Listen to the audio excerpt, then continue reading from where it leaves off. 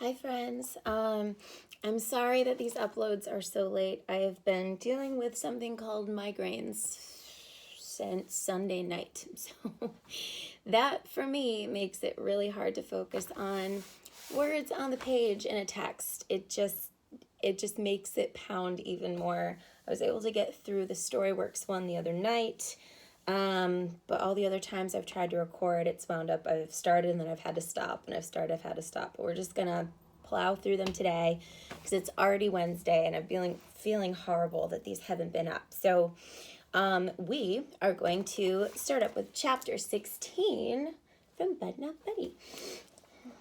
I had to fight like a tiger. Ooh, good simile. To wake up the next morning, the first thing I saw was those horses thumbtacked all over the wall. I stretched and noticed my shirt was off. And I kicked my legs and could tell I was under the covers with one sheet underneath me and one sheet on top of me, and my pants were off too. Boy, I must have really been tired last night.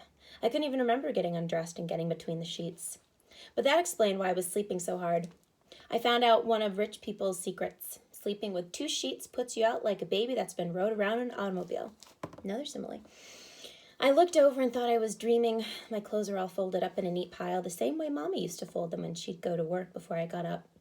I blinked my eyes a couple of times because it looked like there was a note on my clothes. Mama would always leave me a note that said something like, "Dear Bud, please be neater. See you tonight. Love you." My eyes started getting all stingy, but I blinked them a bunch more times and the note disappeared.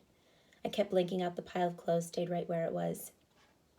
Oh, shucks, Miss Thomas must have come in at night and undressed me and put me in bed. Oh, I bet she got a good look at my legs. Remember, he's super self-conscious. He thinks his legs are too skinny. I got up as quiet as I could and put my clothes back on. I could hear laughing and talking coming from downstairs. Right when I got near the kitchen door, I could hear Hermione Calloway saying, "So that's how that cookie's going to crumble." Miss Thomas said, "You have no idea how bad those orphanages can be. It's no place to be raised. I can't believe you. You'll take care of any stray dog wandering through this neighborhood, but when it comes to a child, all of a sudden you have no sympathy? You might not have been paying attention, but we agreed last night what we're going to do about that boy, and that's what we're sticking to." Uh-oh. I was glad I didn't take anything out of my suitcase because it looked like I might be making a break for the street again. Hermione Calloway said, "Like I said, I'm going to find out what the real story is in Flint, and then we'll see." Miss Thomas said, "That's fine. I believe the child. And you, above all, you should know that I've got a sense about someone when it comes to lying." Uh-oh. I'd have to remember that. She kept talking. "Until we've heard otherwise from Flint, he's staying right here." A fourth voice said, "Well, I'm glad to hear it. That means I didn't go digging around in the basement for nothing. I think he's really going to like this." Ooh, it was Steady Eddie, and it sounded like he had something for me. I ran back up the steps on my tiptoes and down the hall to the little dead girl's room. I stood outside the room and closed the door loud enough so that they could hear it downstairs, and I clumped down the hall to the door that Miss Thomas said was the bathroom. Ooh, clumped. That's the example of onomatopoeia. When I was done, I pulled on a chain that made the water come down. The loud noise made me jump back. Man, these inside the house outhouses were hard to get used to. I washed my hands with running hot water and closed the bathroom door kind of loud. I clumped down the steps, stopping a couple of times to yawn real loud. When I walked into the kitchen, they all had looks on their faces like they hadn't been talking about me at all. I said, "Good morning, Mr. Calloway," but I didn't really mean it. And then I said, "Good morning, Miss Thomas. Good morning, Mr. Jimmy. Good morning. Good morning, Steady Eddie." I noticed right away that Miss Thomas didn't have all her diamond rings on, and I guess it would have been hard with her sleeping with them flashing lights up at you. She must have to keep them in a closed-up box that sparkles, so the sparkles can't get out. Or, excuse me, I read that wrong. She must have to keep them closed up in a box that the sparkles can't get out. I noticed, too, that even without the rings, Miss Thomas, she still had to be the most beautiful woman in the world. They smiled and said, "Good morning, Bud." All except Hermione Calloway. He got up from the table and said, "I don't like the way Lou Dean's sounding. I'm going to have a look at her plugs." He went outside through a door at the back of the kitchen, and Miss Thomas said, "Bud, we just about given up on you. Do you usually sleep until afternoon?" Afternoon? Man, I couldn't believe it. I'd slept as long as those rich folks in the moving pictures. "No, ma'am, that's the first time I ever did that." She said, "I know you must be starving, but if you can hold out for another half hour, so Mr. Jimmy's going to make everyone's lunch. Think you can wait?" "Yes, ma'am." A half hour wasn't nothing to wait, no matter how hungry you were. So Mr. Jimmy said, "What's the scoop, little man?" I didn't know what that meant, so I said, "Nothing, sir." Steady Eddie said, "How'd you sleep, kiddo?" "Great, sir." Oops, I forgot I wasn't supposed to call the bandmen sir. He said, "Cop a squat," and he pointed at a chair, and I guess that meant sit down, so I did. Miss Thomas said, "Were your ears burning last night, bud?" Now that's a figure of speech. That's an idiom. It means, could you tell that people were talking about you? It's the exact same figure of speech as, were your ears ringing? Oh,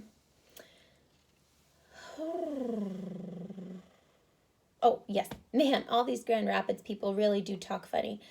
I only came from the other side of the state, and it was like they talked some strange language out here. I said, "What, ma'am?" She said, "Well, there's an old saying that when people talk about you behind your back, your ears start to get real warm, kind of like they're burning." I said, "No, ma'am. My ears felt just fine." She said, "Well, they should have been burning. You were the subject of a very long conversation last night. But as sound asleep as you were, I'm really not all that surprised you didn't notice. I had to check your pulse to make sure you were still alive." Shucks, I knew it. She did come in when I was conked out and took my doggone pants and shirt off and put me there. Oh, man, this was real embarrassing. Miss Thomas said, "Mr. Calloway and the band and I talked about you for a long time. We've come up with something we want to discuss with you, but we need your help deciding what to do." Uh-oh, that was Rules and Things number 36 or something. That meant I was going to have to get ready to go fetch something for her. I said, "Yes, ma'am?" And she said, "We've got to talk to some people in Flint first, but if they say it's all right, we were hoping that you'd stay here at Grand Calloway Station for a while." A gigantic smile split my face in half. Miss Thomas said, "I'm going to assume that that smile means yes." I said, "Yes, ma'am." "Thank you, ma'am." Miss Thomas said, "Well, before that grin gets stuck on your face, let me tell you, you're going to have lots of chores and things to take care of around here, bud. You'll be expected to pull your own weight the best you can. We all like a very clean house, and none of us are too used to having children around, so we're all going to have to learn to be patient with one another. There's one person in particular you're going to have to be very patient with. Do you know who I mean?" Oh, I sure did. "Yes, ma'am. Mr. Calloway." She said, "Good boy. Give him some time. He really needs help with a lot of different things. He swears someone's adding weight to that bass fiddle of his every year, but he's just getting older. He can use some young, wiry hands to help him around. Think you can handle that?" Now, I knew for sure she'd look at my legs. She must have thought I was a real weakling. I said, "Yes, ma'am. My legs are a lot stronger than they look. Most folks are surprised by that." Miss Thomas said, "I don't doubt that at all, bud. I'm not worried about your body being strong. I'm more concerned about your spirit. Lord knows Mr. Calloway is going to give it a test." I said, "Yes, ma'am. My spirit's a lot stronger than it looks. Most folks are really surprised by that." She smiled and said, "Oh, very good. But you know what, bud?" "What, ma'am?" "I knew you were an old toughie the minute I saw you." I smiled. She said, "Our schedule's pretty heavy for the next couple of months, and then come September we'll have to see about school for you. But we'll be doing a lot of traveling right around Michigan, so I hope you don't mind long car trips." "No, ma'am." She said, "That's great, bud. Something tells me you are a godsend to us. You keep that in mind all the time, okay?" "Yes, ma'am." And then she did something that made me feel strange.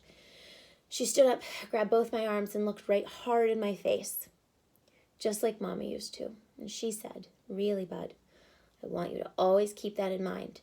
This might get hard for you some of the time, and I don't always travel with the band, so I don't want you to forget what I'm telling you."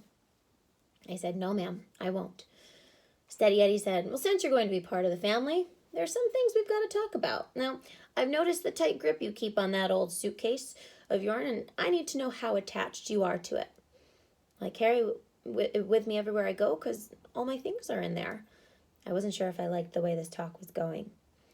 Steady Eddie said, "That's what I need to know. Are you attached to the suitcase, or is it the things inside that are important?" I've never thought about that before. I'd always thought of the suitcase and the things inside together.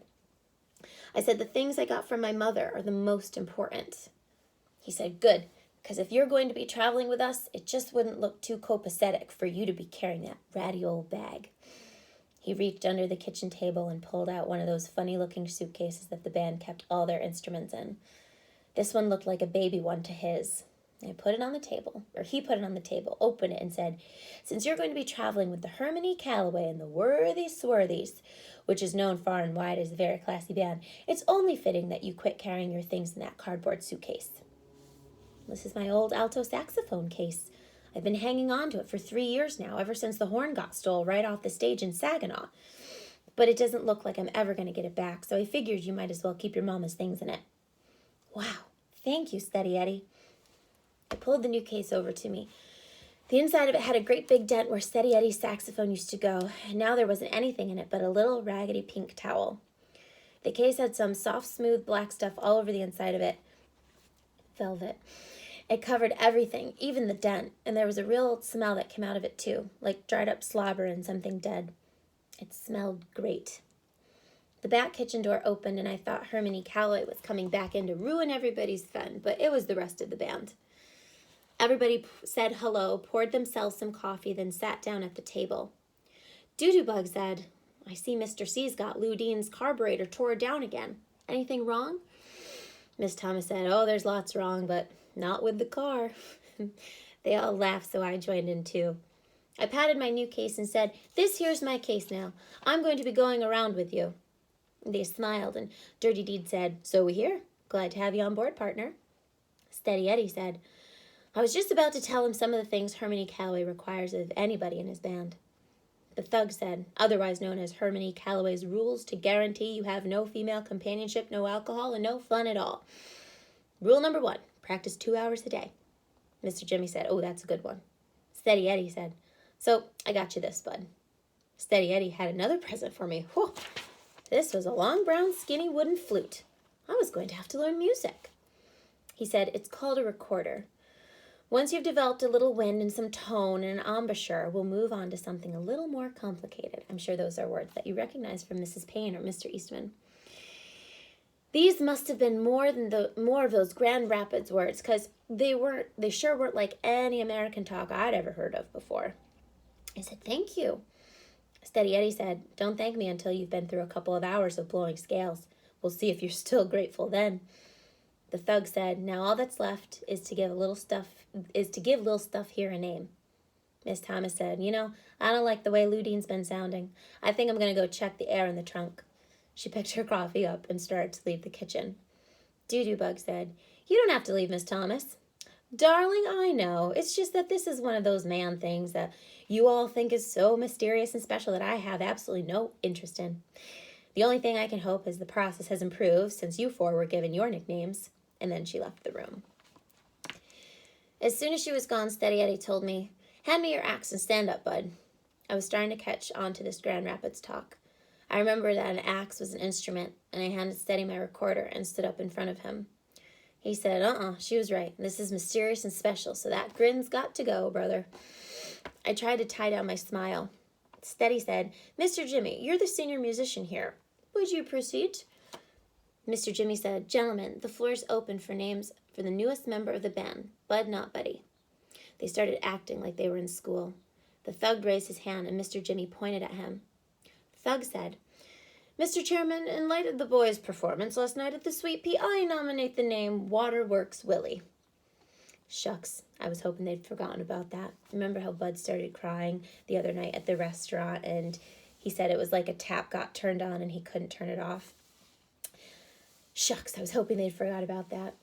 Mr. Jimmy said, you're out of order, Douglas. Steady raised his hand. Mr. Chairman, this boy's obviously going to be a musician. He slept until 12:30 today, so I propose that we call him Sleepy. Mr. Jimmy said, the name Sleepy is before the board. Any comments? Dirty Deed said, too simple. I think we need something that lets folks know about how slim the boy is. Doodoo-Bug said, how about the bone? Steady said, not enough class. He needs something so people will know right off that the boy's got class. Mr. Jimmy said, how do you say bone in French? French always makes things sound a lot classier. The thug said, that's easy. Bone in French is la bone. Doodoo-Bug said, la bone. Nah, it doesn't have a ring to it. Steady Eddie said, I got it. We'll compromise. How about Sleepy La Bone? I couldn't tie the smile down anymore. That was about the best name I'd ever heard in my life. Mr. Jimmy said, let me try it out. Ladies and gentlemen, thank you very much for coming out on this cold November night, this night that will live in history, this night that for the first time on any stage anywhere, you've listened to the smooth, saxophonical stylings, musings of that prodigy of the reed, Mr. Sleepy LeBone. Well, the whole crowd broke out clapping. The thug said, "What can I say but bang?" Dirty Deed said, "You nailed him." Doo-Doo Bug said, "That's definitely smooth." Steady said, "My man." And Mr. Jimmy said, "Kneel down, young man." I got down on one knee. Mr. Jimmy tapped me on the head 3 times with my recorder and said, "Arise and welcome to the band, Mr. Sleepy LeBone." I got off my knee and looked at my bandmates. Sleepy LeBone, shucks. That was the kind of name that was enough to make you forget folks had ever called you Buddy or even Clarence. That was the kind of name that was enough to make you practice 4 hours every day, just so you could live up to it. So that is chapter 16. I will have a separate uploading for chapter 17 just to make it easier for you guys to follow along. Also, you guys, 17 is super short. It's like teeny, teeny, tiny. I miss you guys to bits. Bye.